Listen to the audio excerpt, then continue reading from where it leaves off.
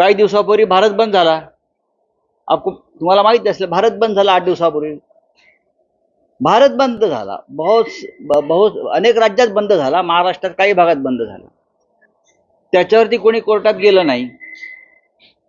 पण महाराष्ट्रातल्या या बंदच्या संदर्भात सरकारनं एका याचिकाकर्त्याला, जो त्यांचा आवडता, सदा आवडता, कोर्टात पाठवलं. पण ठीक आहे, यापुढे जर महाराष्ट्रात अशा काही दुर्दैवाच्या घटना घडल्या तर त्याची जबाबदारी ही संबंधित कोर्टावर आणि त्या याचिकाकर्त्यावर राहील. पण आम्ही बंद जरी कोर्टाचा शेवटी कोर्टाचा सन्मान राखावा लागतो, परंपरा आहे.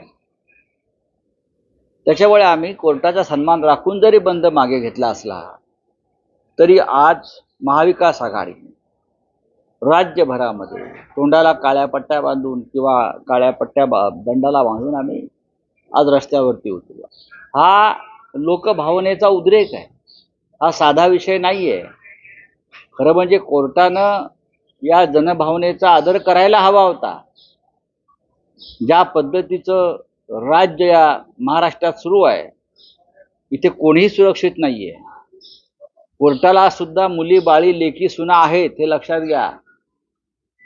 कोर्ट सुद्धा माणूसच आहे आणि न्यायदेवता सुद्धा एक स्त्री आहे. न्यायदेवता सुद्धा स्त्री आहे, लक्षात घ्या.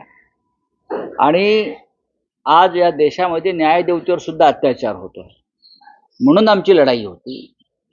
पण शेवटी कोर्टानं अशा प्रकारचा निर्णय का दिला, आम्ही असं म्हणणार नाही की दबावाखाली दिला. जसं आमच्या शिवसेनेच्या एका खटल्या संदर्भात तारखावर तारखा पडतायत, हा सुद्धा राज्यघटनेवर एक प्रकारे बलात्कारच आहे. पण त्याहीपेक्षा आम्हाला चिंता येते या राज्यातल्या आमच्या मुलींची, बहिणींची, भगिनींची, सगळ्यांची. आणि म्हणून शेवटी आम्ही आज रस्त्यावर उतरण्याचा निर्णय घेतलेला आहे. ठळक घडामोडींसाठी देशोन्नती न्यूज चॅनलला सबस्क्राईब करा आणि बेल आयकॉन प्रेस करा.